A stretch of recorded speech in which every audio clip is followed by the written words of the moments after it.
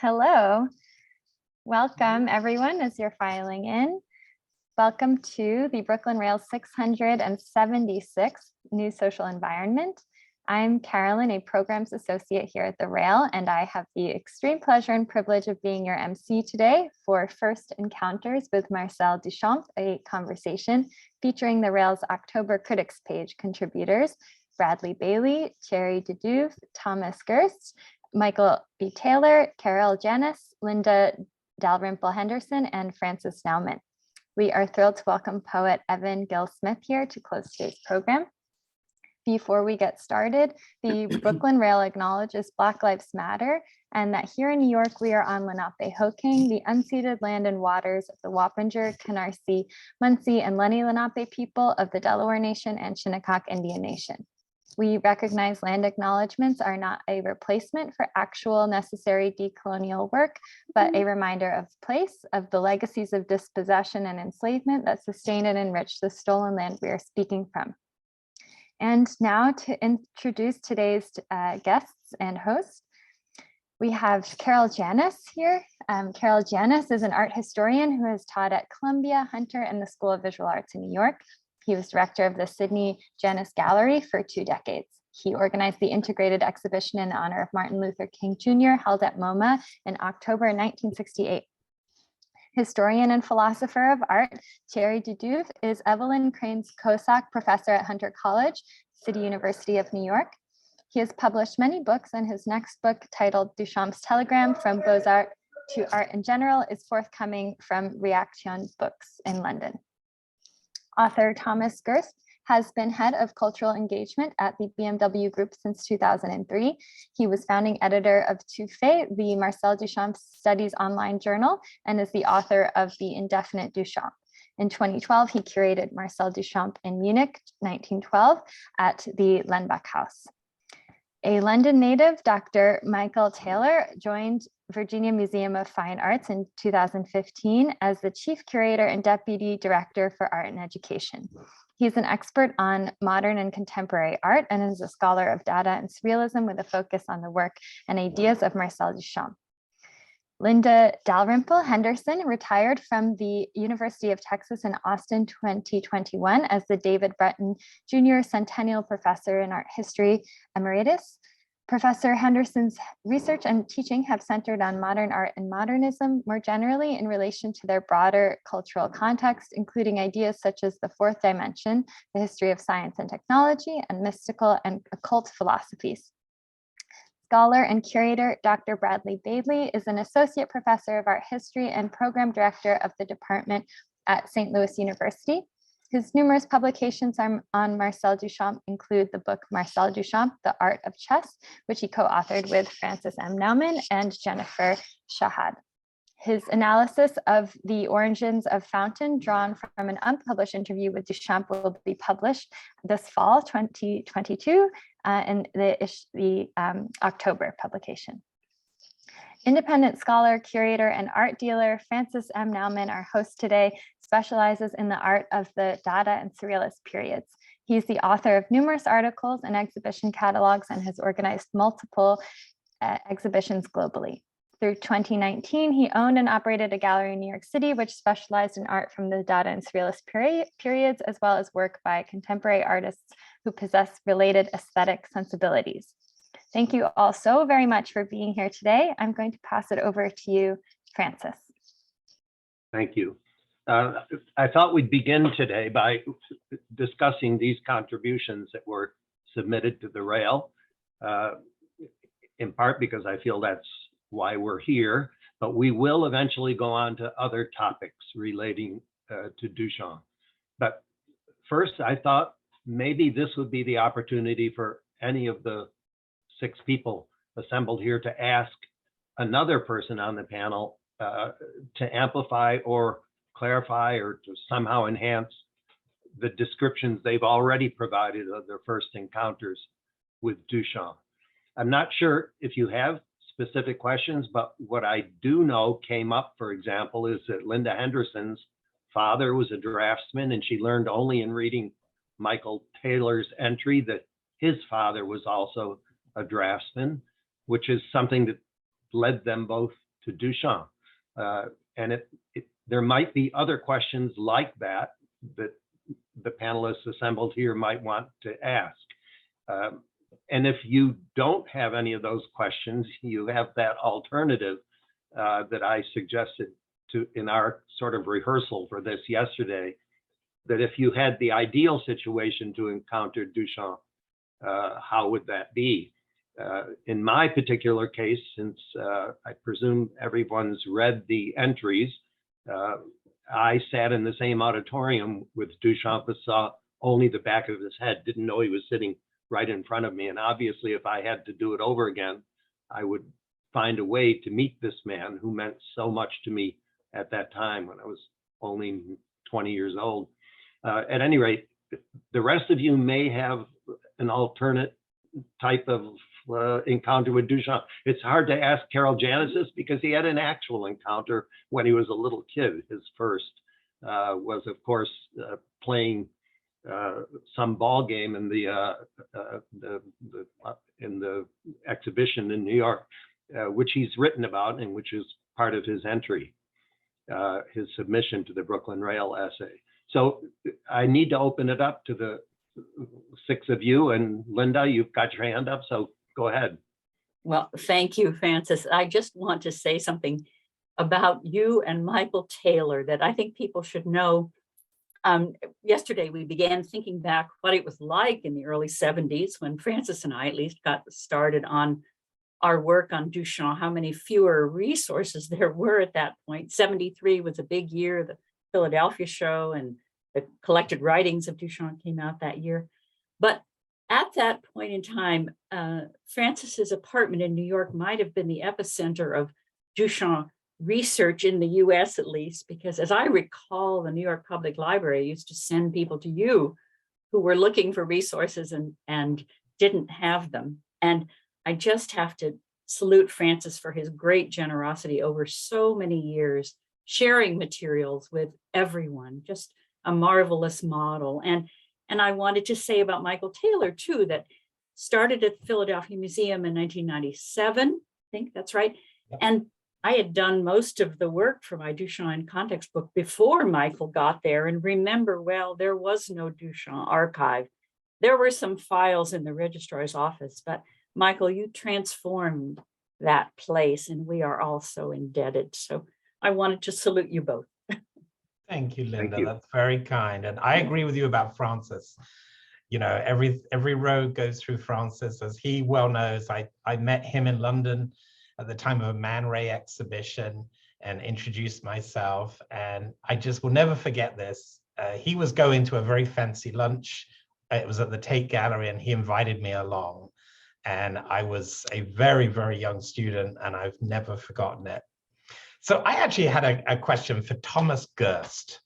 I loved your entry, Thomas, and I'm very intrigued about this shoebox model of étant donné, because we all know that Ulf Linde made a miniaturized one. My question is, I could see in the photograph that it had the doors and the peepholes. Did you have a figure inside, and have you kept this shoebox? You're muted, Thomas. Yeah. There. And I don't know how to get this no off from the upper left of the screen. I'll deal with that later. Thank you, Michael, for that question. I have to say, just what Linda said about Francis and you, it's like at least you had a collection in the United States, whereas in Europe, there was nothing. And in a conversation with Molly Nesbitt, a great Duchamp scholar and a beautiful person, she asked, like, what doors opened up for you guys in Europe? And in Germany, there was not even a collection of anything in any museum of Marcel Duchamp. You have the great Richter painting, Emma descending a staircase, at the Ludwig Museum in Cologne, being, of course, a tribute to the nude descending a staircase. But that was about it. So in 1980, there came this big book by Serge Stauffer translating most of Duchamp's writing. And that book was the door for Hans Ulrich Obrist, for lesser people like me, and many, many, many, many others. So I was so fortunate to, pester Herbert Molderings and other Duchamp scholars about how to get in touch with the widow of Marcel Duchamp when she was still alive, Tini, who many of you, of course, have met. I was 17 when me and a friend received a letter in the mail in a small town in Western Germany saying that she would invite us on All Saints Day. I think it was in 1989. I was 18 years old. And this was the greatest thing that had happened to me in my life. And we just thought, what do we give to this woman? We don't even know how to play chess, and she might ask us. So we thought, let's just, we bought I don't know, when it was still fashionable to buy Playboy magazine, now defunct, obviously. We try to find some a reference that looked a little bit like Étant donné when you look through the peoples, and then we just built this thing. And I was so happy to hear that they kept it all these years, and they were nice enough to act pleased about getting Étant donné in a box. But that was just two high school children putting something together. But it was a great road trip.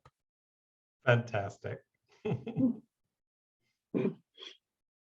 So does anyone else have any questions to ask the other panelists about their submissions? Otherwise, I'm presuming everyone who's listening in has read them and has them available, and maybe at the end, they could ask specific questions of the panelists if they would like. So none of you are raising your hand. So now, do you have something? Oh, I'm raising Carroll? my hand.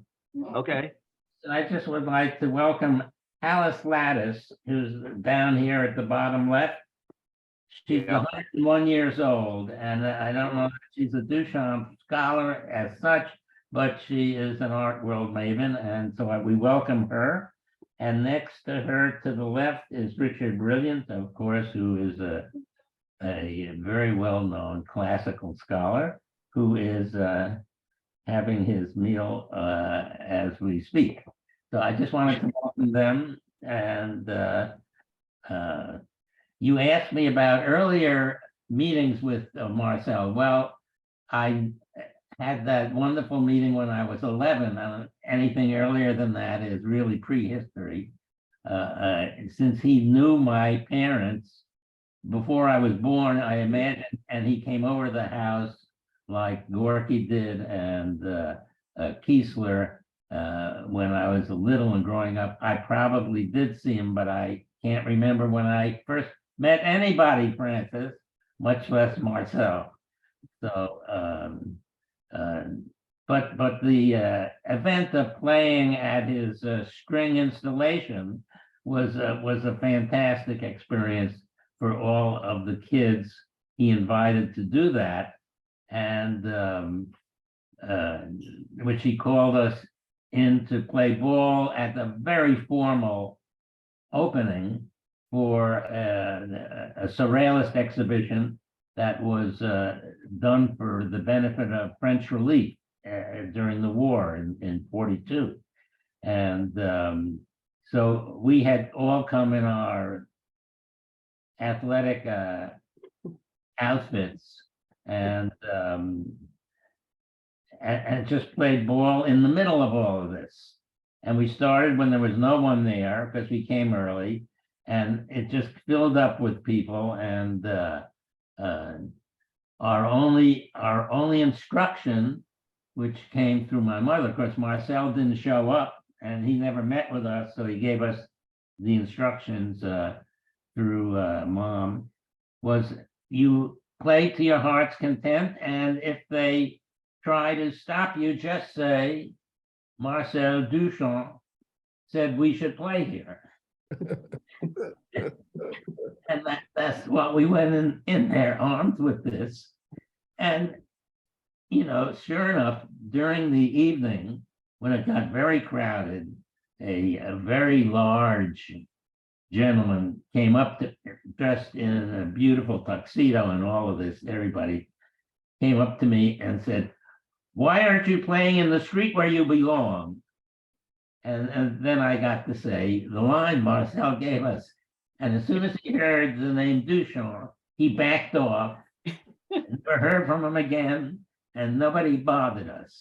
And by the end of the evening, people were saying, hey, you guys are having all the fun. We want to play ball too. Now, Marcel's instructions were very clear. He said, ignore everybody and play ball.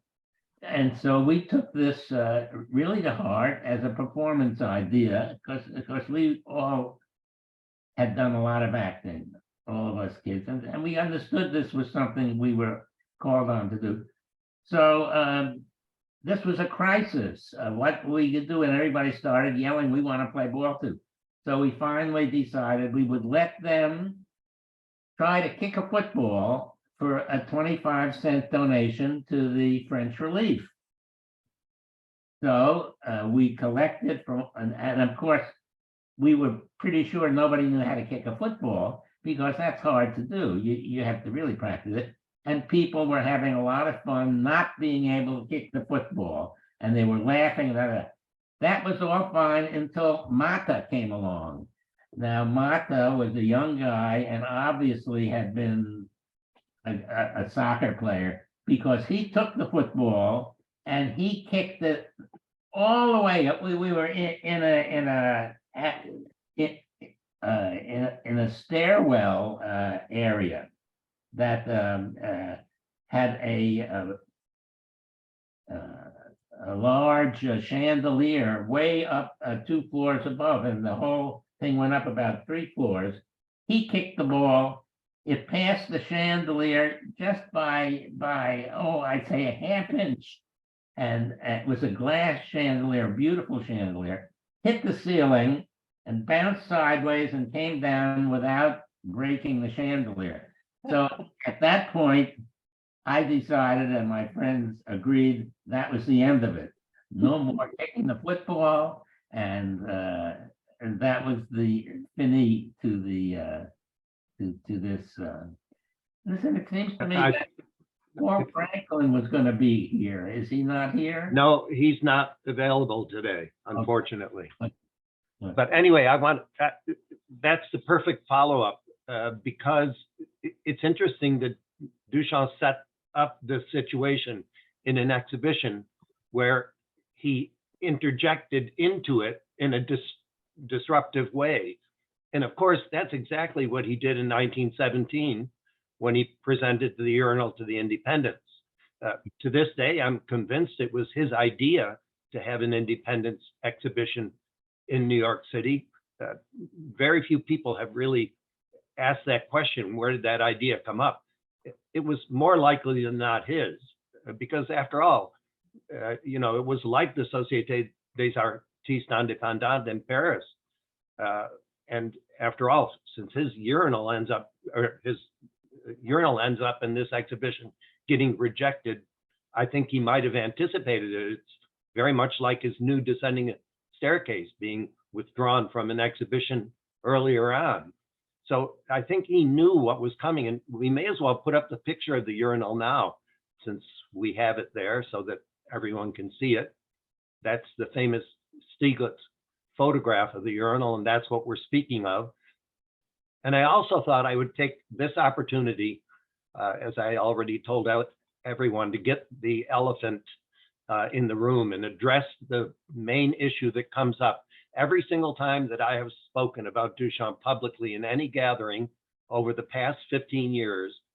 The idea comes up that someone else has attributed the urinal to someone other than Duchamp. And it's the theories of a man in England by the name of Glyn Thompson, who proposed, based on the letter that Duchamp wrote his sister in 1917, saying that one of his female friends submitted the urinal on his behalf.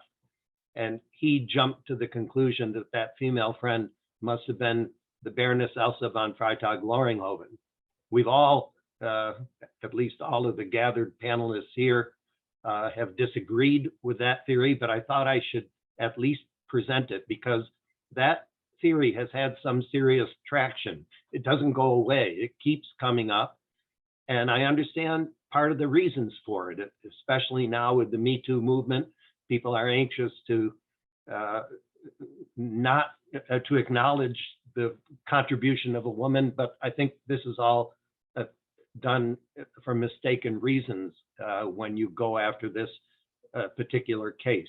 And I know that Bradley Bailey in particular has written long and wonderful articles to the Burlington Magazine, Dawn Addis as well, who couldn't be here either today. But I thought I would at least say that and get it out because some of the people watching this probably later at the end of the session will come up asking questions about it.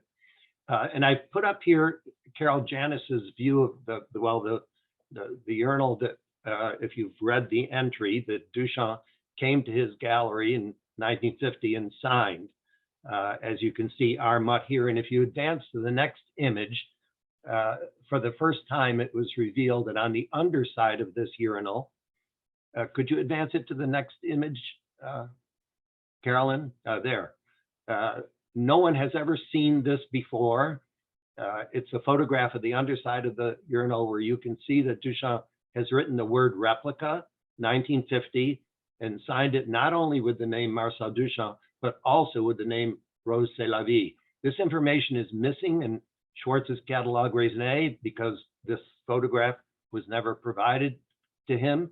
And until now, no one had known this. And I think it's rather interesting that as far as 1950, Duchamp is still signing things as having come from Rrose Sélavy. I have a reason for thinking this, but it's too complicated to go into right here at this point. But I wonder if anyone here on the panel, especially Bradley, maybe you should speak on this now and what you think of this fact that now the new, because Bradley is working on a book length treatment of just Duchamp's fountain. His essay will appear in October this fall, and I'm sure that essay will be folded into the book length study. But Bradley, do you have anything you'd like to say about this? I'll try to keep it quick. First, I want to thank Carroll for sharing with me an interview that was never published that he and his mother Harriet and his father Sidney did with Duchamp in 1953. Carroll's mom was preparing a book on Duchamp that she never ended up writing, and that interview contains the longest description of the origin of fountain that Duchamp ever gave, much longer than any of the later interviews. And the later interviews are over 10 years later, toward the very end of his life in the mid 1960s. So this is his earliest recollection and his longest recollection. And so I do an analysis of that interview in this upcoming article in October. But as far as the issue of the female friend, I mean, it's pretty locked in, Francis. If you want to go to the blind man, where you can see the it's much more visible in the vintage photo. So this was the only way that people knew the original fountain until the late 1980s, when a vintage photo of fountain, the actual photograph that Stieglitz took was found, and you could finally see what it says on the tag that's hanging from the bracket on the left of the urinal, that very clearly has an address on it, 110 West 88th Street. And that's the address of Duchamp's very close friend in 1916, 1917, named Louise Norton. At the time, she was married to a man named Alan Norton. She later was Louise Varese. She married the composer Edgar Varese. And it's her address on it. And in a letter that the painter Charles Demuth wrote to the critic Henry McBride, trying to get him to write about the whole fountain scandal, he said, if you want more information, call Marcel Duchamp or Richard Mutt. And the phone number of Richard Mutt was also Louise Norton's phone number. So the issue of the female friend seems to be pretty clear. A couple of years ago, nobody had looked through Louise Norton's papers, which are at Smith, Louise Varese, her papers, which are at Smith College. So a couple of years ago, I went to Massachusetts to look at them. And after a lot of searching, found they were talking about the 1973 retrospective. At that a number of Duchamp's friends and familiars were asked to write short essays about their relationship with Duchamp, and she wrote one for the catalog that didn't say anything about Fountain. And I found in the archives a handwritten draft for that essay, and the handwritten draft had a section in which she described in detail the Fountain episode and her own contribution to it. So the identity of the female friend at this point certainly is not, there's no incontrovertible evidence, but I think at this point, the evidence clearly points to her as being that friend that Duchamp mentioned in the letter to his sister. Yeah, the friend, well, according to Glenn Thompson, when this was pointed out to him, and what was pointed out to him, that Baroness Elsa was living in April of 1917 in Philadelphia. So he actually suggested that Baroness Elsa bought the urinal there in Philadelphia and mailed it to Louise Varese, who then in turn brought it into the exhibition, which is an absurdity beyond comprehension. Since he specifically says that the Baroness put it on a train, because that's the only way that it would have been able to make it in time. So the urinal has to have been put on a train and sent to Louise Norton, who in an interview with you in the late 1970s indicated that she did not know the Baroness. Yes, I know. But the absurdity of it is that the poor Baroness didn't have 2 pennies to rub together. She could not go into a store and buy a urinal, and she certainly could not afford to have it crated up and sent to New York by train to anywhere. But nevertheless, this theory persists. And of course, in the end, it's a conspiracy theory because the people who believe in it don't care any longer to read the facts and the details of the facts or to accept them, because they've already accepted the theory. So common sense makes no sense in a conspiracy theory, in any of them, no less this one. But at any rate, that should be. Did you have something to say, Linda? Was that you? Oh no, I'm sorry. I was going to ask Bradley. I just wanted to ask if we could take the opportunity to acknowledge the work of a woman artist that Duchamp actually did appropriate. If you could go to the image of Pharmacy from 1914. This is a watercolor painting by a Swiss artist named Sophie de Niederhausen, who was a bit older than Duchamp. She was alive, very much alive at the time that Duchamp appropriated this artwork in 1914. It's called Pharmacy. In January 1914 in Rouen, he had just taken a train ride, and he had seen a landscape very much like this and was inspired to go into an art shop and buy this. He actually bought 3, according to the story, of these photomechanically reproduced images that this Swiss artist, she made a number of these for a printer who made calendars for hotels and things like that. And Duchamp bought these reproductions, and he painted on these small red and green splotches of paint that are supposed to look like the large glass bottles of colored liquid that were in pharmacy windows at that time. And I am almost certain that Duchamp never knew the identity of the woman artist who created this painting. I don't imagine that that was something that he ever would have looked into or found out. But I'd like to acknowledge Sophie de Niederhausen now. She died of illness in 1926, so she probably never knew that her painting went on to become one of the first ready-mades. And also in relation to the Fountain episode, the accusation that Duchamp needed the Baroness's inspiration to take objects out of material culture or identify and designate artwork objects that he had not created as artwork. He was already working on this clearly many years before Fountain. So Sophie de Niederhausen, here's your moment. Congratulations.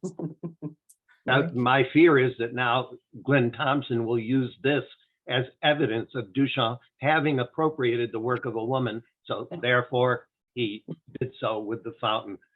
Anyway, I think we should drop this for now, if it's possible. and go on. But Terry probably appropriately would now want to have his images up here, since he's in the process of finishing off a book that's based, I guess, primarily on the urinal, and you can open it with the same page that Bradley had there. This is the page, the open page of The Blind Man, the magazine that Beatrice Wood edited with Henri Pierre Rocher and Marcel Duchamp.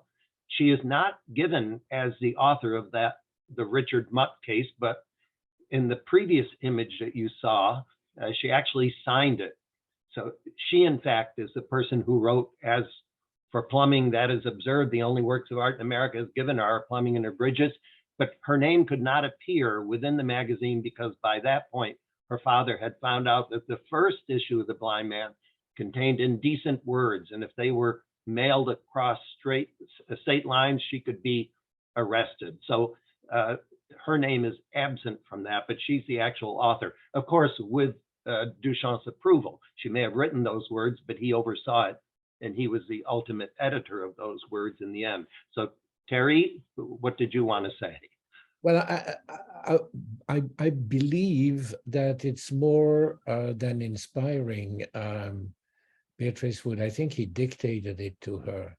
It has several marks of Duchamp's handwriting or voice in there. I just wanted to say that I just wanted to address, maybe if you can get to the next images. I don't know. I don't want to lecture, so go. It's photographed by Alfred Stieglitz. To me, that photo, that double page of the editorial is really what I call Duchamp's telegram. I'm not going to explain what the telegram's content is, what he basically brought us a certain news. But I want to take the opportunity, since we have all these brilliant colleagues here, to test with you a little speculation that I have regarding Stieglitz's contribution. I believe, for one thing, that Stieglitz was shocked when he saw the fountain, that he certainly didn't think of it as art when the fountain. So for those of you who, for the outside public here, let me just say this. Beatrice Wood, Rocher,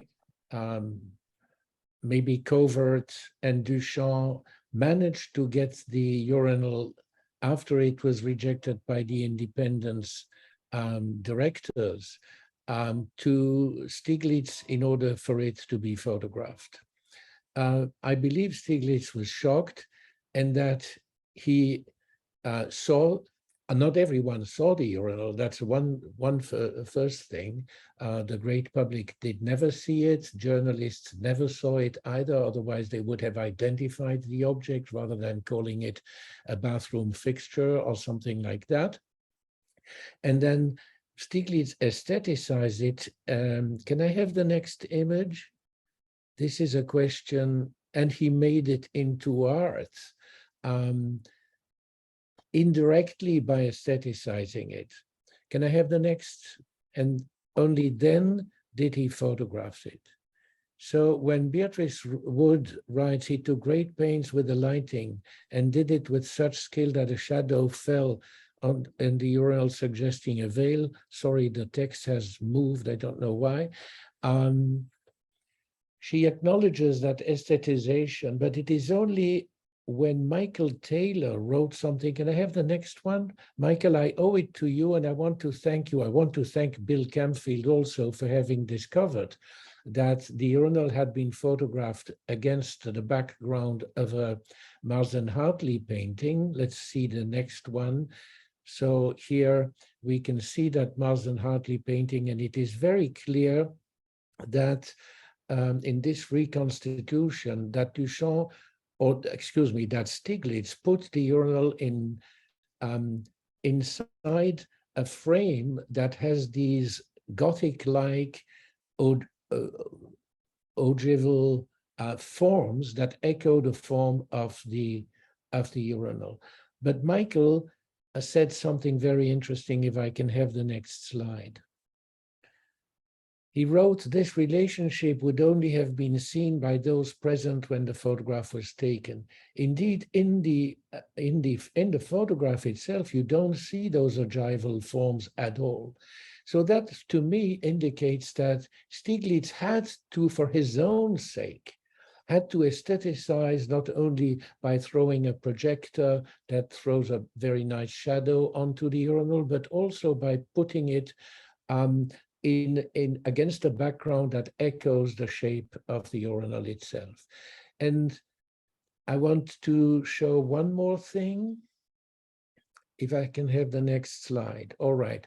So here, let us look at this. The other thing is that it seems to me that Stieglitz purposely did not center the urinal on its base, on its pedestal, so as to suggest on the one hand that it has landed there just for the purpose of being photographed, but don't believe that this is art. Don't believe that I, Stieglitz, as a gallery owner, would have exhibited that in my gallery.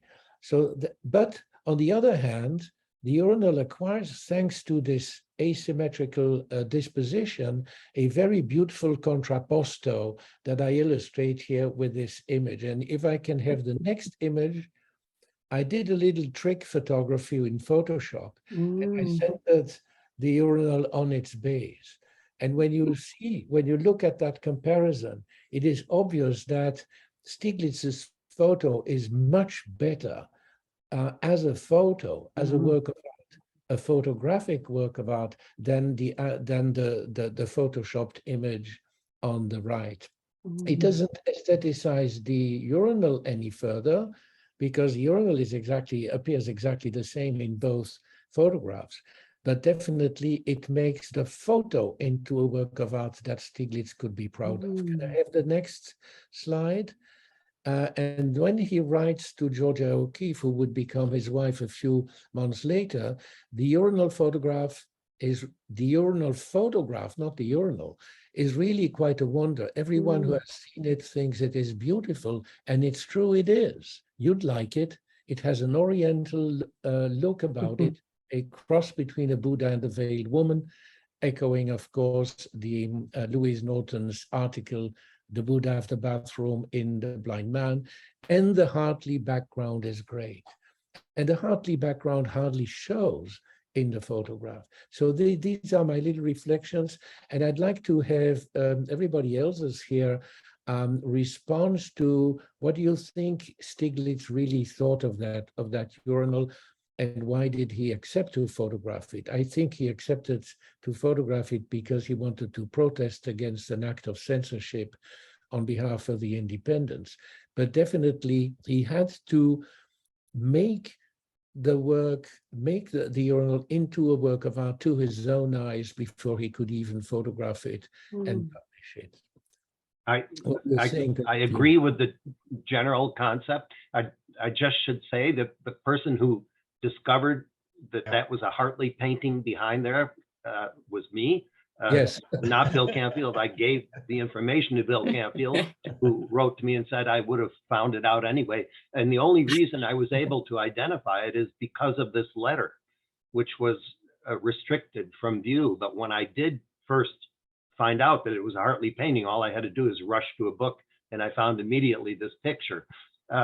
But I think what should be added to your analysis is that Stieglitz might have had another objective in mind here too, because that is, after all, a painting of warriors going up a hill. Right.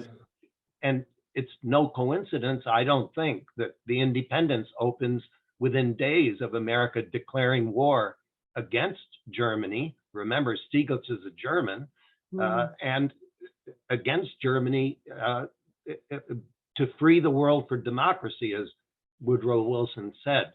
So there's a political aspect to this that is, at least until now, sort of been ignored.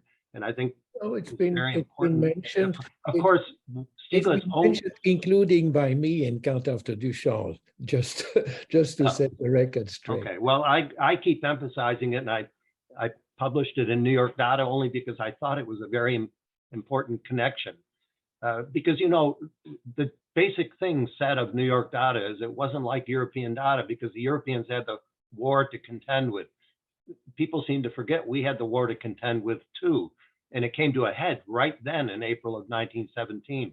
So I don't think it's any pure coincidence. Of course, Stieglitz, just like Vermeer, who could go into his inventory and select a variety of paintings to put within his pictures. Stieglitz only had a limited number of things to select from his inventory. And this Hartley painting was perfect, especially not only because it had to do with the war, but because those mountains echo beautifully the shape of the urinal itself. If I were in the same position, I'd pick that painting too. And can I just add to that, Francis? I mean, Cherry, I agree 100% with everything you said. I think it shocked Stieglitz, who, after all, believed in art.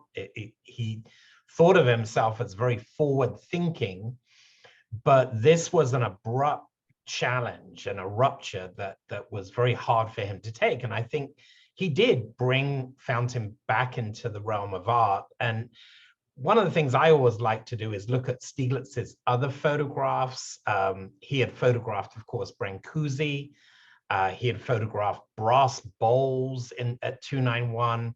He had made many portraits of artists, including Picabia, with works of art behind them where he would play off. He loved those visual rhymes.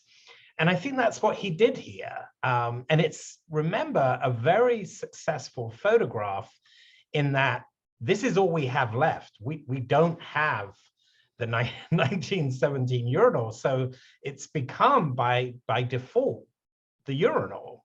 And thank goodness he made a great photograph of it. But I totally agree with you. This is not the way that Duchamp saw it. This is Stieglitz's interpretation.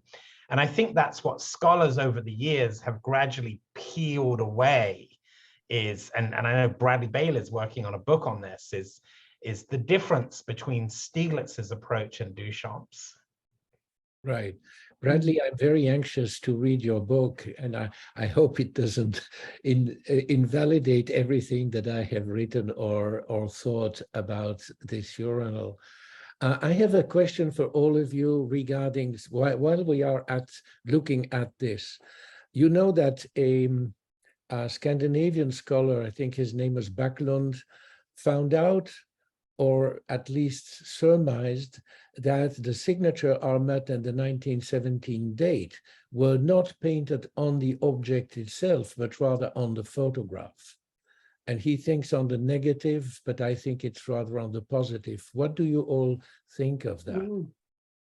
It changes a lot, I believe. Yeah, well, the vintage print exists. It could be examined to see whether or not the writing is on it. Of course, if he did it in the negative, then the vintage print wouldn't tell you anything else. Well, it's important to bring those two. There are three prints, as you know. One is in Paris, two are in Philadelphia, I believe. Michael, am I correct? Yeah, if you include the cropped version, yes. Yes, and then the cropped version is cropped right above the Armat signature. So my theory is that this is the photo that Duchamp painted because it's not done with a pen. It obviously is done with a pen, with a tiny brush. He painted the signature on that photo, then rephotographed it, then cut off the bottom part and threw it away, but kept the top part so that there is, after all, a clue that could lead us to reconstitute the thing. But what we need to do is bring those two prints together so as to have someone really knowledgeable about photography try to distinguish a second generation photograph from a first generation photograph. If we could, let's please do that. That's I'd easy. love to see that, to see the photographs brought together. And for what it's worth, Man Ray said that it was signed when it was brought, when it was opened and at the Independence exhibition. So if we trust Man Ray, then it's not signed. It was already signed. It's not a trick of photography manipulation.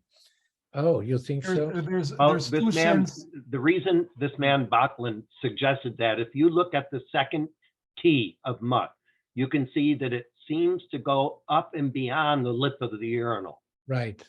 So his conclusion is that he must have signed either the negative or the photograph. I'm not totally and completely convinced of that, because Okay. with enough paint, you could go over the lip of it and create exactly that.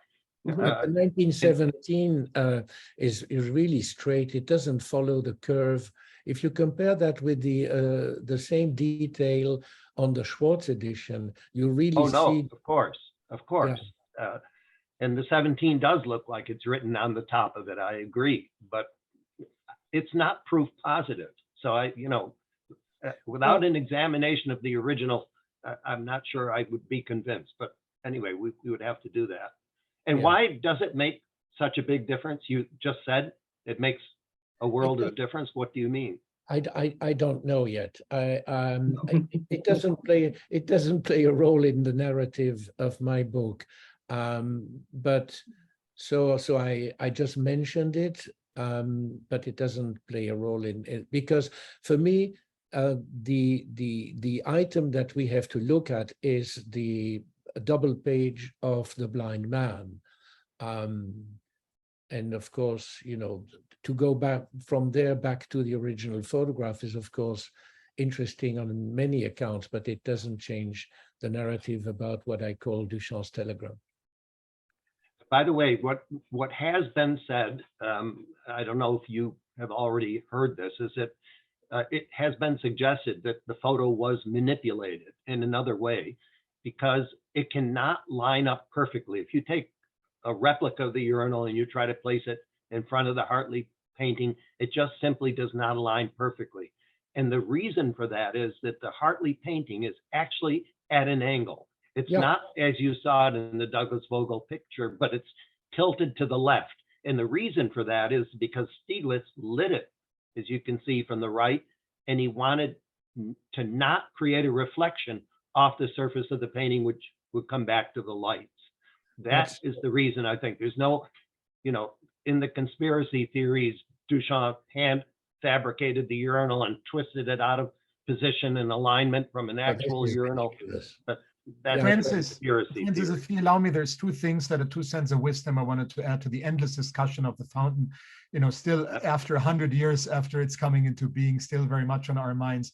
The one is that I was with Linda Henderson, actually, and Thierry de Duve. We were at a Duchamp conference, I think like 5-6 years ago in Aarhus in Denmark. And we realized something that we hadn't known whether that has entered Duchamp literature or not, but we came up with it while we listened to a lecture on fountain, that our mutt actually, shares the same, the same letters with ready-made.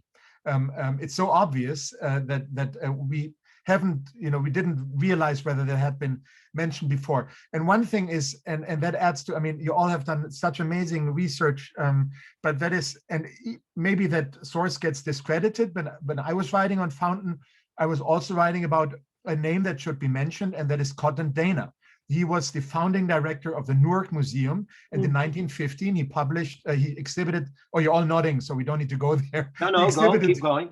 He exhibited 3 urinals, right? So when we talk about the shock value of Duchamp's urinal being exhibited 2 years later, we should also take into account that at the Newark Museum, 3 urinals were already on exhibition, and the founding director, Cotton Dana, said that the genius and skill that goes into the perfection and the adornment of familiar household objects should receive the same recognition as the genius and skill that go into painting in oils.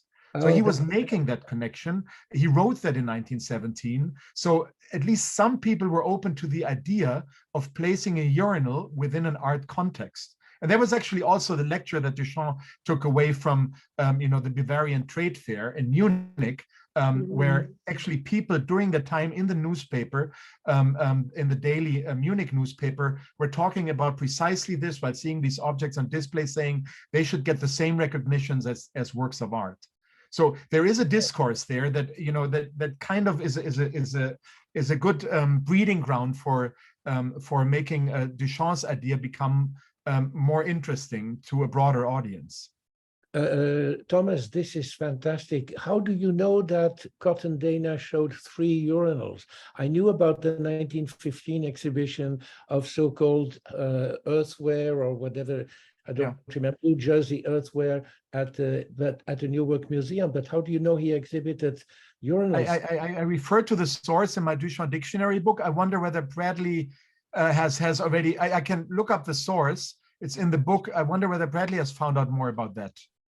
No, not any more than that. I haven't found any additional information beyond the existence of the catalog of that exhibition, but others have come up with all of that.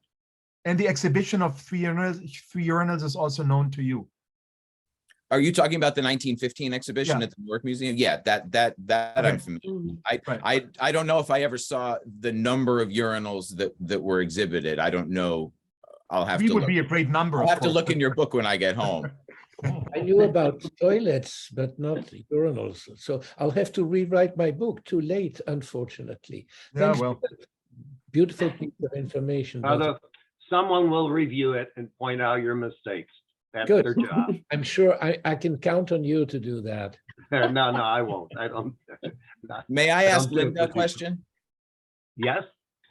So one of the difficulties that was just pointed out by Thierry about writing about Duchamp and trying to write about something as viscous as Fountain, where you never feel like you're going to reach the end and there's always going to be something new and you're afraid to finish the work because you feel like the second you finish, something will come out and you'll be missing it. I mean, your book on the large glass is probably, the most comprehensive study there is out there. At what point did you feel like, okay, I can let this go? I'm not going to find something tomorrow that's going to make everything I put in here no longer current or no longer relevant? How did you cut the cord? Excuse me, could we have Linda, could we have the large glass put up on the screen, please? That would be great. Yeah, thank you, Bradley. And did you say the Duchamp context book or the fourth dimension? Yeah. Duchamp context. Yeah. Well, there was a degree of exhaustion, I have to say, by the end of this. It was a long manuscript, and I had thought I would stop at the end of the electromagnetism chapter, and then which was about chapter 8, and then I realized there was still so much physics and chemistry in there in those posthumously published notes that if I didn't address them, they'd probably never get addressed. So I just kept going, and then I was finished. So it was sort of get it out there. It was the first pass through that rich collection of notes. These are the 289 notes that are discovered only after Duchamp's death, after he had said there were no more notes, but indeed there were. And this rich body of material that deserves so much scholarship and really has not had that much attention. It's as if after Leonardo's notebooks had all been published, then we found another one. It's very rich material. And this was I went through looking at the science and technology, but there are many other themes in those notes that I would encourage people to take on. But for me, it was so interesting because we think about his publications of notes, the box of 1914, the green box in 1934, and then this white box or à l'infinitif that's published in 1966. And one has to imagine Duchamp sitting at a giant table, sorting notes and deciding which will be released at which point. So in 1934 for the green box, he'd already suffered this shock, which I think was so unfair to any early 20th century artist, and that's the appearance of Einstein, rise to celebrity in 1919, redefining what science meant, redefining what the fourth dimension meant. And for Duchamp, who'd been so deeply involved in the science and certainly knew more than any other modern artists about the spatial fourth dimension, for Einstein to come out and say, time is the fourth dimension, and also in terms of ether physics, to say, he doesn't say there is no ether, but he says it doesn't have mechanical properties, so it doesn't count anymore. And that's the science the large glass is based on such creative responding to these very new ideas, which suddenly after 1919 are no longer new ideas. I think this is why he played chess during the 20s. This had to be so frustrating for him. So when he chooses the notes for the green box, it's the kind of psychosexual history of the bride and the bachelors, very attuned in a way to surrealism. He keeps out does not include, omits all the notes that have to do with a spatial fourth dimension. And then those finally in the 60s, when that idea is starting to come back into culture, he agrees to do this white box edition, which is wonderful, such a great resource. But the science remained old-fashioned, and he never did go back to the 289 notes, many of which are written between 1912 and 1915. And I think that when Molly Nesbitt asked this question about how might we like to have encountered Duchamp, for me, the idea that I missed only by a couple of years the chance to interview him is frustrating, although I would have needed to know what I know now to talk to him about that earlier science or about the spatial fourth dimension. So it's this is the book I'm working on now. The Duchamp in Context book included a lot of that science. It's kind of a book about Duchamp, a book about the history of science.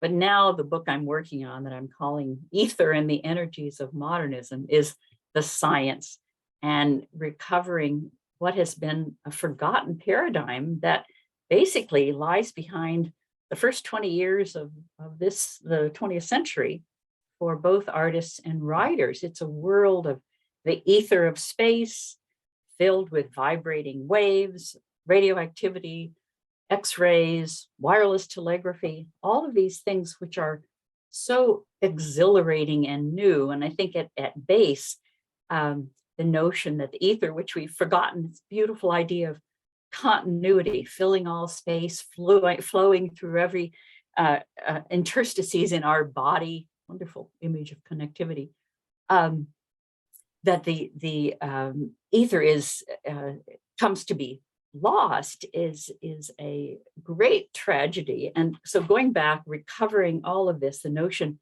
it's talked about a lot that matter may be born from the ether, whirling vortices of ether. It sounds like string theory now, or that matter is dematerializing into the ether on the model of radioactivity is a whole new way of thinking about matter and space, which I think I would call it a kind of ethereal aesthetic that underlies cubism and futurism. But I will stop here in a moment just to say in the glass, Duchamp was so determined to make the upper half of the glass totally inaccessible to the bachelors below who are yearning for that bride above who hangs there at the left side of the upper part of the glass. And he marshals this new science of ether waves and the idea of an indeterminate four-dimensional space, freedom from gravity in the upper half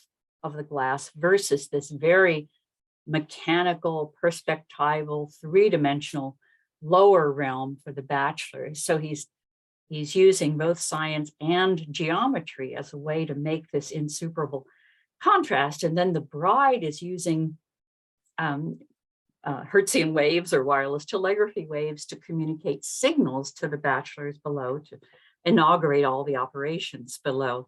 So it's a wonderful time capsule of a cultural moment. And again, I think had to be so painful. It had to be so painful for him to have this suddenly made old-fashioned. But it is the great work of the early 20th century. And as we recover what that culture was. I think it's worthwhile.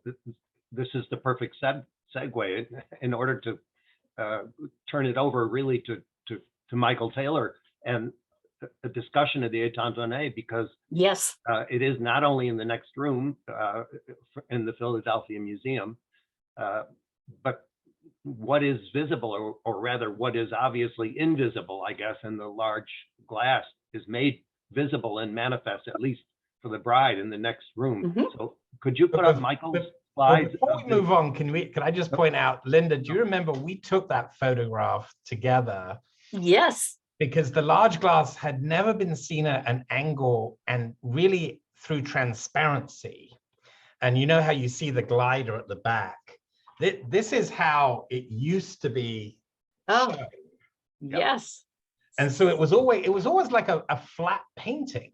Mhm. And so you and I spent a long time figuring out how to photograph this, and it was the cover of your book. So Yes. happy memories. I'm forever grateful, and what a difference it makes. Yeah. So Could Eton you put up- Dene. Yeah, right. Keep going, right there. 2012 it is. Mm. So this is why I asked Thomas his question. And I feel a kind of affinity with Thomas on this because I had a similar experience. I interviewed Sidney Duchamp in 1994. And at that time, I was writing my dissertation on fountain. But when I went back years later, all of my notes from that interview were about Eton Dene. And I couldn't believe it. I was really surprised. But I think it was because Eton Dene was such a mystery to me and to many of us. And so as many of you know, I spent about a decade working on an exhibition and catalog and really trying to publish all the sources, all the materials, all the related letters and documents. We did extensive conservation work to finally identify materials that had often been misidentified.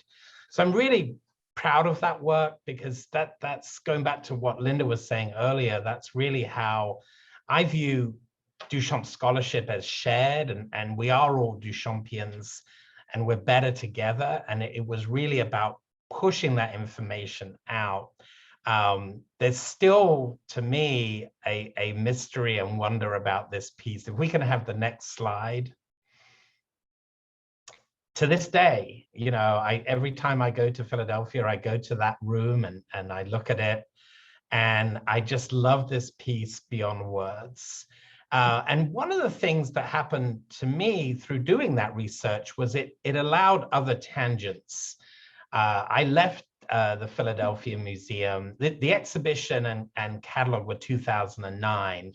And that year, my great friend and mentor, Anne Darnancourt, died of breast cancer. And it was her, you know, she was someone who hired me, who really had kind of trained me and wanted me to kind of take over the Duchamp kind of literature and the way in which people were writing to the museum, like they used to write to Francis for information.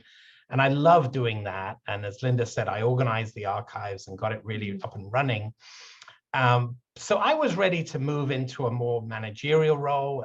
As you know, I'm now a deputy director as well as a chief curator, and I still do exhibitions, but I also love the administrative slide. But if you could have the next slide. But one of the things I'm very proud of is doing this book on Percy Rainford. So coming out of the Eton Dene book was this discovery that the man who was assisting Duchamp with photographs related to Eton Dene and so many other things was a Jamaican-born photographer called Percy Rainford, who lived in New York. And remember, during this period, Man Ray, who is Duchamp's usual go-to photographer, is in Hollywood. And if you have the next slide. Yeah. So, you know, Percy Rainford took these photographs of Duchamp, and this was something that Herbert Molderings wrote an incredible book on this photograph. And I was having a great conversation with him about this, because one thing I don't want is to say this is Percy Rainford's work any more than to say Man Ray made the Rrose Sélavy photographs. He did, but it's a collaboration. And of course, it's Duchamp's idea, the idea of aging himself artificially to look like he's 85 when he's really, whatever he was then, 58. That is the conceptual idea, but he needs someone to take that photograph. Next slide. And all of those great photographs that were in View magazine, which are actually collages. If you look at this image, you can see they're spliced together and manipulated, which is something that Duchamp loved to do. They were made because Rainford was actually able to go to the studio and work with him and figure out all these angles and meanings that they were trying to convey. Next slide. And even the cover of this Surrealist magazine, which of course Duchamp chose, it's Duchamp's object. But if you go to the next slide, this is Rainford's photograph. Now Duchamp has enhanced it. He has added ink to this photograph, which is kind of funny when you think of the earlier conversation, but he needed Rainford's original work to do this. Next slide. And then of course, just to wrap it up, I mean, I loved thinking back on Coffee Mill for this beautiful issue, the Brooklyn Rail, one of my favorites. And I've loved learning about everyone, every single entry in this issue related to Duchamp. I learned new things, which is so wonderful. But I just wanted to end by saying this is where my head is now. And if you can have the next slide. I do feel there's a lot left to say about Duchamp's early paintings and his early work, that really the first decade of his career. And so I'm in the early planning stages and thinking about my next project, but I think it's going to be around Marcel Duchamp, the early years. And that's it. Yeah, well, that's great. Now that you just said, is there anything new to say about Duchamp? They used to actually ask that of Leo Steinberg. Is there anything new to say of Michelangelo and Leonardo? And he would answer that question by publishing books on each of them with completely new observations and things that people never thought about before. And if you can go up to my first slide, it was of the Rrose Sélavy. Go down, right there, number 7. You're familiar with this image, I'm sure everyone. When Schwartz published his catalog raisonné, he put them all into the same category and more or less said they were taken at the same time. He thought they were all taken in 1921. Likely they were, but they were taken in different places altogether, because that photograph of Rose, of course, appears on the bottle, the Belle Hélène perfume bottle, which was made in New York. And if you advance to the next slide, the more common image of Rose is wearing the Germain Everling's hat here. And the image that's, an alternate version of that one is in the collection of the Philadelphia Museum, and that's what's most often published. But next slide, there is another photograph of Marcel Duchamp that was recently in the sale of the Treillard collection. And it is identified by Schwartz as possibly the earliest known photograph of Duchamp posing as Rrose Sélavy. I think, in fact, that it's the very last of all the photographs taken. And the reason I do is because of that cap that Duchamp is wearing. If you advance to the next slide, in the same sale, the Treillard sale, was this photograph that you see. And if you look in the lower left-hand corner, you'll find that same cap that Duchamp is wearing in the previous image. And I have deciphered it. It says Sherman-Williams Paints and Varnishes. That is the famous Sherman-Williams company, Paint the Whole Earth, if you remember the image on the logo. But I know that this photograph was not taken in 1918, as the auction catalog identified it, but rather more likely in 1923, because if you, by itself, the sculpture you see right there in the center and the ball bearings were made in the teens before Man Ray went to Paris. But that disc in the background, the Duchamp disc, we know is made in 1923.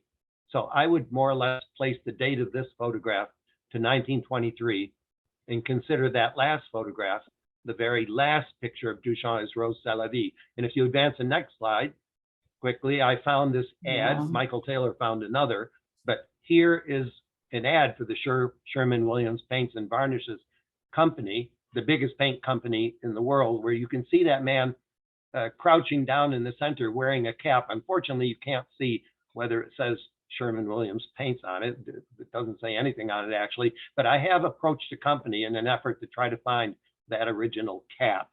So I hope anybody out there listening would be able to find that cap. You know who you can sell it to, because I need it for this. And I love the fact that he's painting below a bedstand, very similar, of course, to the Apollinaire and Apelin image I'm sure all of you are familiar with.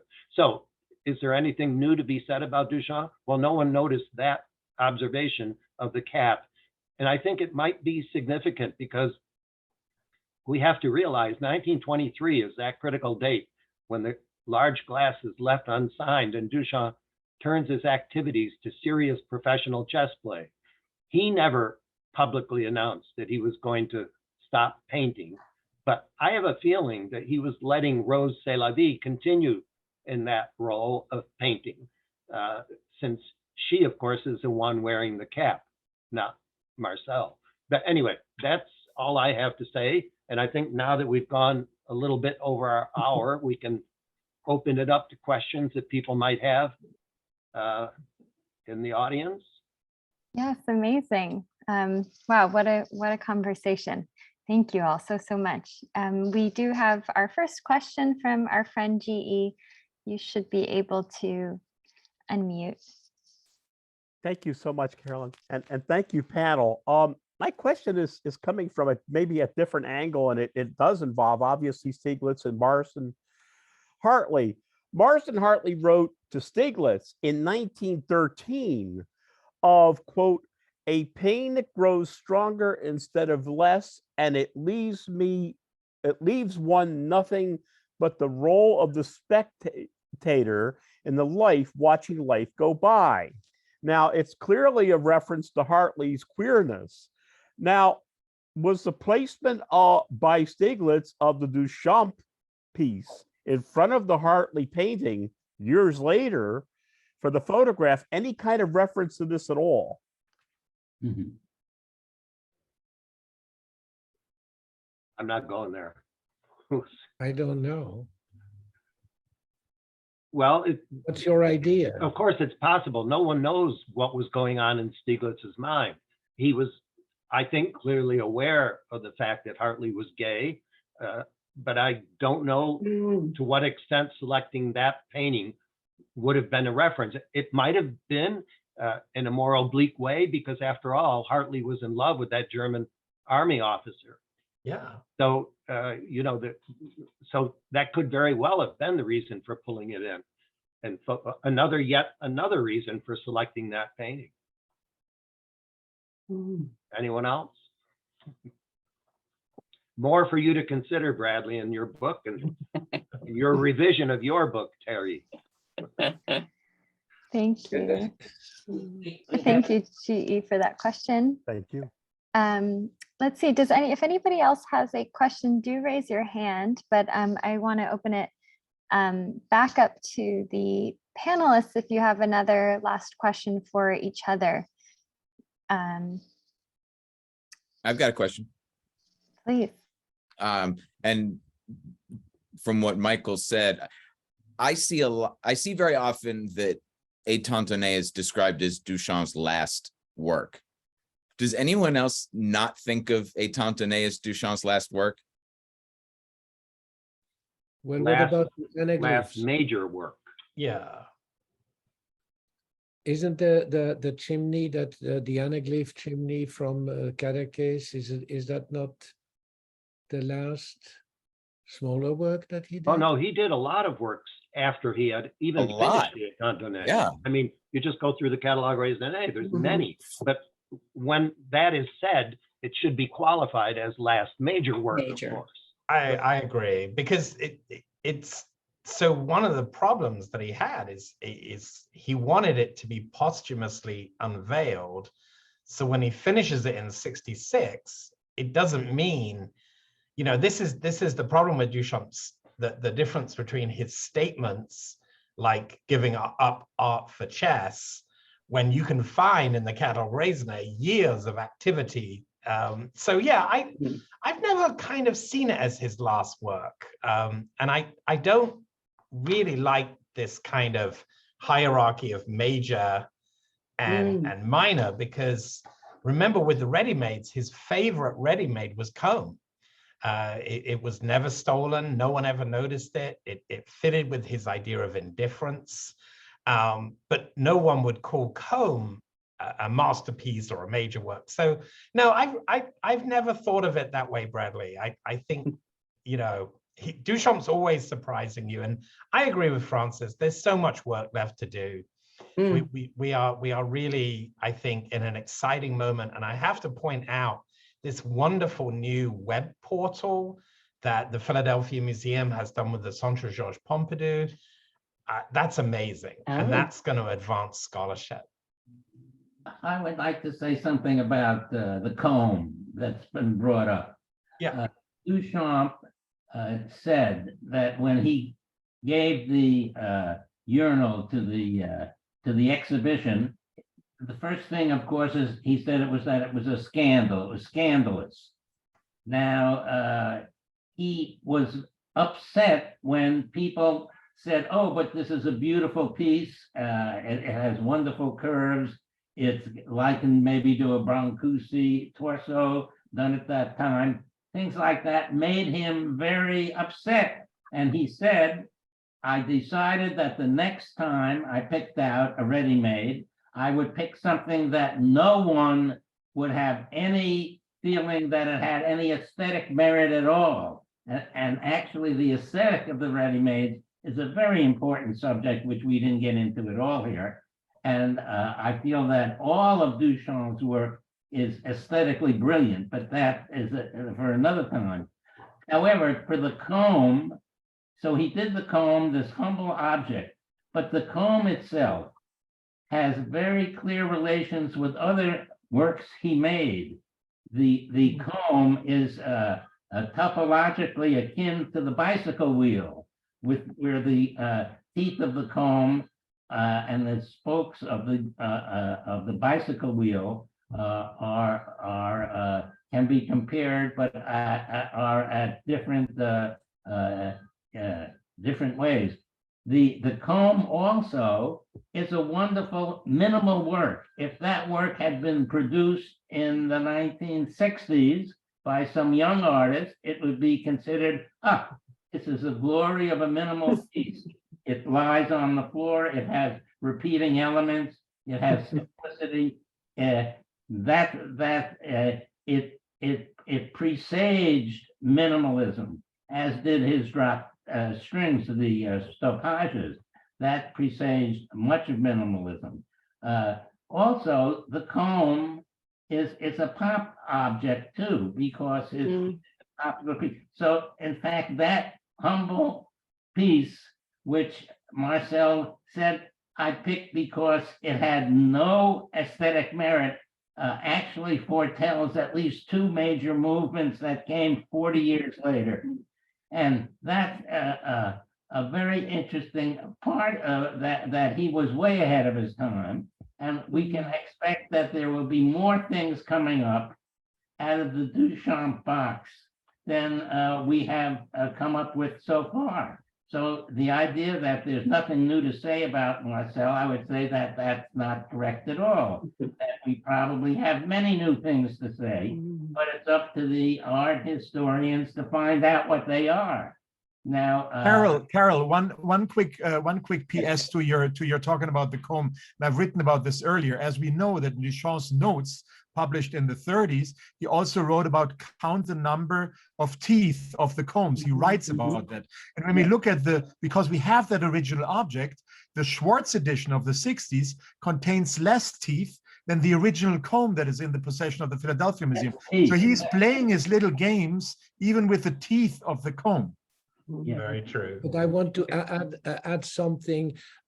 Michael, I respectfully disagree with the issue of indifference regarding the comb. As you know, comb in French is peigne.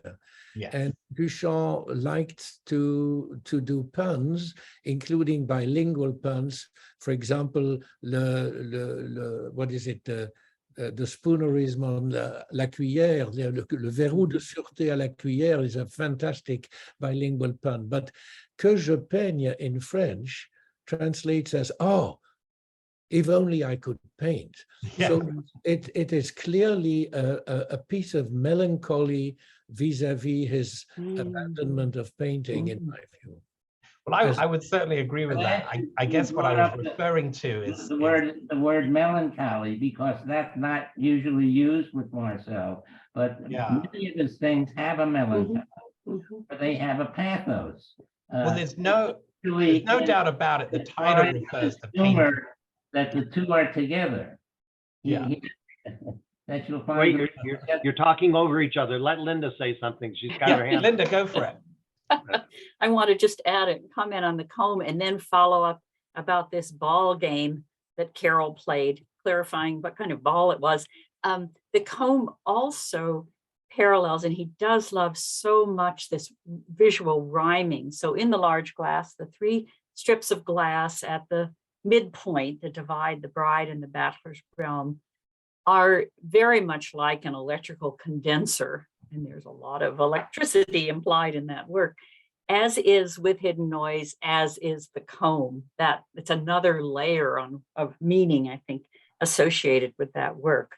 But Carroll, this was so interesting to hear you talk about having a football there, because I think I always pictured it was children playing catch, but was it actually a football? Playing catch. Hey, okay, but then. But we've had on football, baseball, basketball uniforms. Okay. Mixed together, because that was our 11-year-old idea of surrealism. You'd have a football shirt, a baseball pants, and basketball shoes. So And did you ever hit a painting? what? Did you ever hit a painting with the balls? No, not in this. No, we were very good. We were very, very good. But by the way, I found that in The Night at the Opera, which came out about 6 years before the Duchamp event, Chico and Harpo entered the orchestra and passed them around music. So they played Take Me Out to the Ball Game, and then they got up and had a catch of baseball while the orchestra was playing. And this was about a few years, and I'm sure that Marcel, of course, he loved the Marx Brothers because they were as Dada as America gets, and Right. Something else I learned from Carroll. Something else I learned from you, Carroll, in our conversations, that it wasn't just boys playing at that exhibition. No. There were girls playing too, and the girls never get any credit. They never get mentioned. So once again, an opportunity to draw our attention to some unacknowledged ladies. Yes. They were same age as we, and they were playing board games and jump rope and things like that. Now they played it in the room with the string installation. We went into that room and saw that if we played ball there, we would take down the string installation in 5 minutes. So we moved on to other rooms in this big fantastic painting. So we never actually played ball in his string installation room. We played ball adjacent, but the girls were playing their games on the floor. And most of the people were not in the string installation. That is to say, that was the whole exhibition of a surrealist exhibition, which he covered with the string. They were out in the bar room because it was a free bar. I mean, they paid a lot to get in and all drinks. So that was very crowded, and everybody drank a hell of a lot. All these older people, they were a noisy bunch. The adults. The kids were quiet. We did our thing quietly. I think that most everybody has got mixed up who has written about this, because they said, the kids are the noisy ones, but we weren't. We were doing our thing silently, and the people were really difficult when they got drunk by the end of the evening. So great. Carol, I have another little question for you. It's pertaining to the 1953 exhibition of the urinal upside down above the door. Yes, yes. Dada Yes. exhibition. And in the photograph, you see a sprig of mistletoe hanging from it. Correct. That's correct. Is that because it was Christmas time or New Year's Oh, time? well, he put it over the door. It was as a welcoming for everybody would have to pass under this inverted urinal with the mistletoe hanging down. Now, the mistletoe means an embrace of people. Right.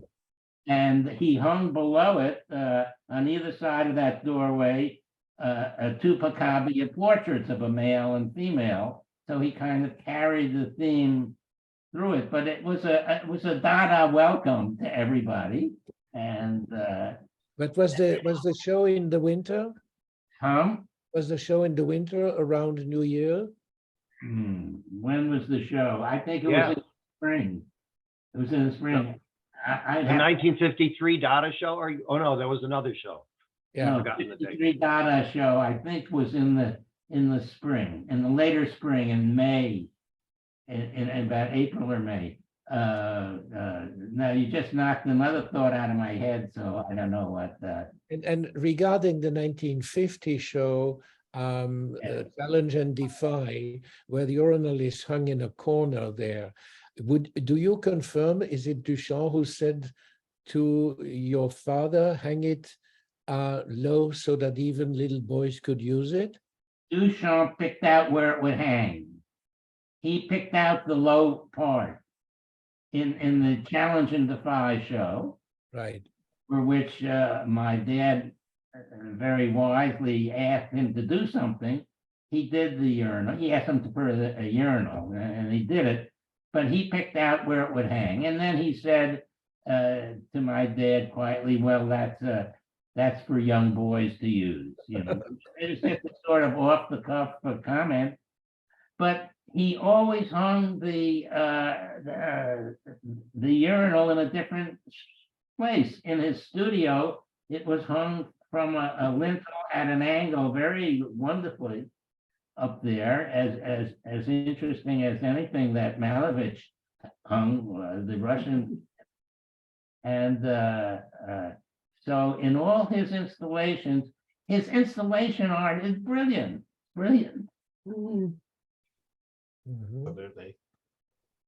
Great, thank you all so much for those answers.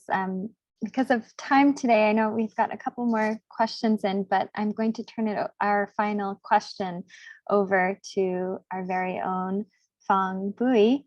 If he's ready over there for his question. We see you, Fong. Hi there. Hi, thank you so much. I'm sorry, I was in a meeting with my friend visiting from England, so I'm sort of not able to listen to the whole conversation. But I guess I don't know whether Wayne Anderson has been discussed. It's very somewhat controversial book of, was it come out in 2011? It's called Duchamp, the Failed Messiah. You remember? In other words, he really believed that Duchamp to artists is almost like, the Tsar to say this, relief from moral restraint, shame, guilt, and whatnot. In other words, if you remember vaguely, he create a reference directly beginning with Manet Olympia, where instead of Venus on the elderly's pose, it was a prostitute, and then trace it to Picasso, Demoiselle de Vignon, and then the urinal. What he was trying to trace is the history of prostitution. No more, no less than the urinal is considered by not saying no to whoever would urinate on it. I found it very problematic, so I was wondering whether you're familiar with the book. Well, I can answer it because Wayne Anderson. I reviewed that book, and Wayne Anderson said that he was going to sue me, but first had to determine to what extent I damaged him. Apparently, I didn't damage him all that much because he never followed through with the lawsuit, because I think the basic thesis of his book, that he finds Duchamp morally corrupt, is exactly what I love about Duchamp. So it's the opposite of what I think. And he condemned Duchamp from start to end. It's a truly, in my opinion, a pathetic book. And watch, for having said that, he'll watch this and sue me again. But I do not think it's a book worthwhile actually reading or even discussing, for that matter. I mean, to devote an entire book to condemning one artist, you must have another agenda. And I think his agenda is that he is also an artist, was never recognized for his artistry. And if you take the contender, the leading contender for the beginning of modernism, and cut him down, then maybe you survive somehow. I think that could be his motive, because otherwise, why take all the time and effort to write an entire book condemning a single artist? But anyway, that's I'm in lawsuit territory here. I don't know if any of the others here read that book or not. No, but I read Leo Steinberg's book. Well, he doesn't mention Duchamp at all. No, but he mentions artists that you mentioned who were questioned and said, is there anything new to say? And he wrote a whole book about it. That's what he did. And it's true.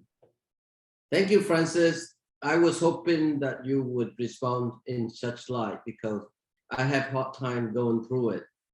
Well, I read Wayne Anderson's book on Gauguin too, and that is so deeply committed to a Freudian interpretation that parts of it, I swear, you have to genuinely laugh out loud when you read them.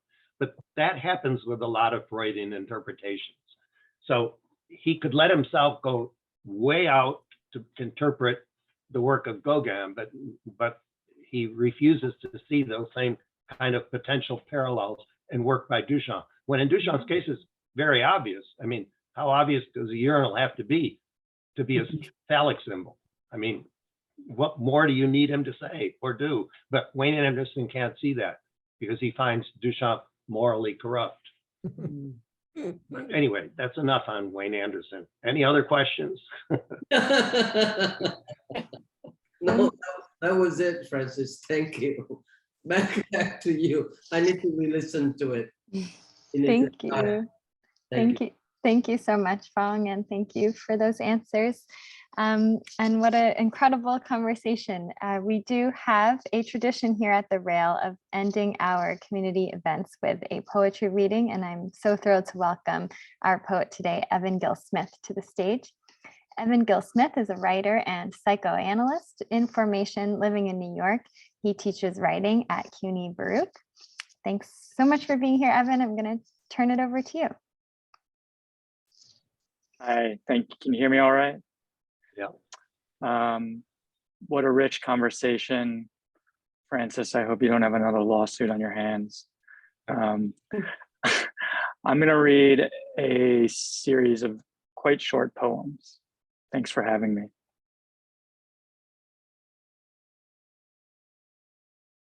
A sparrow flies into the window I sit in front of. The magenta curtain curdles. Presence in the moment sounds nice, but is impossible. I take a bowl of coins to a Coinstar machine. Cone of sunlight, lime, tequila, salt, Large Hadron Collider.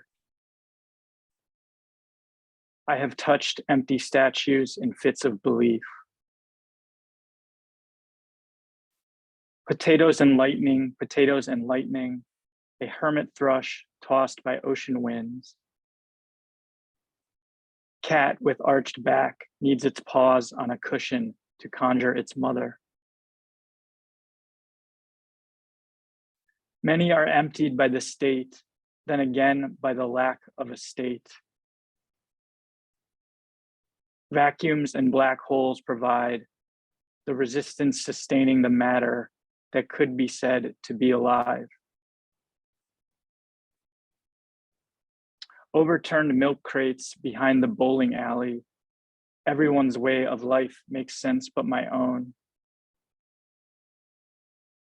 The pot dealer who told me I needed more tapestries. The way to the other is impossible, but the project of the person is to try. In a glade, I was struck with love. I asked it to get me through the next several years. Bells toll in wind, none of it's called that after we're gone. As seen on TV, the knife will cut through a penny.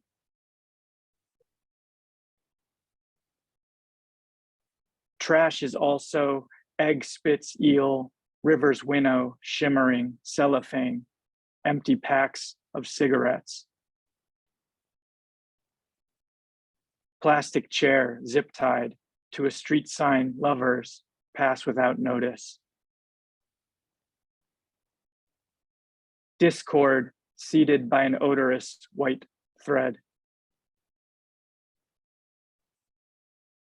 Meditation pillow cracks, squad car window, even then, cicadas as violins.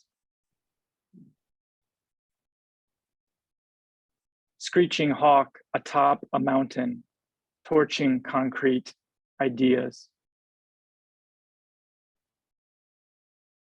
Pollen dripping from the legs of a bee, incense burning inside a temple, burning down. Honest warm rain, sidewalks smell what strange end to my perfect use of youth. The woodpecker's glassy black eye, trilobites and their ancient songs preserved in shale.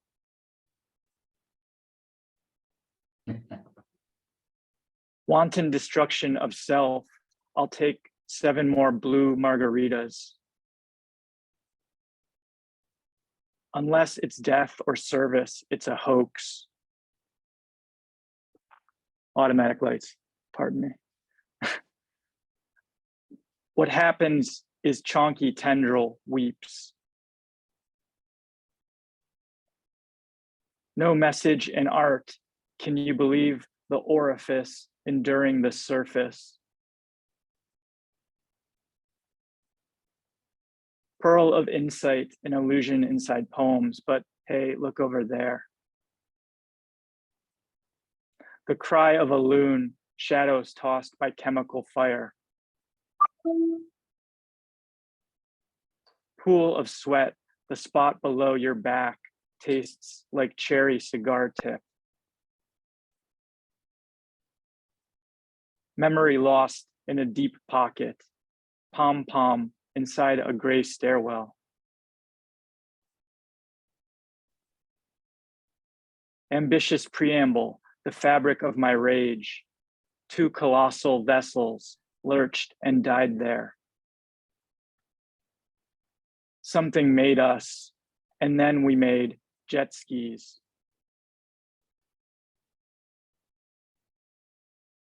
The work is to say I love you and mean it without ever having to know what it means. The dog crawling underneath the porch to die alone is only one story. I held my dog when she died. Slow, yellow, excellent cigarette, one reed whipping another. The bluebells hang low today, the fog upon their backs. It's soft, I say, it's soft. I plan to make my words true. Thank you. Thank you so much, Evan. Such a beautiful way to close us out today. Thank you, of course, to Bradley and Carol, Linda, Michael, Thierry, Thomas, and Francis, of course, for hosting today. We would also like to thank the Terra Foundation for sponsoring our NSE program and making these daily conversations possible, and for their support of our growing archive. You can view today's event and our full archive on the Rails YouTube channel.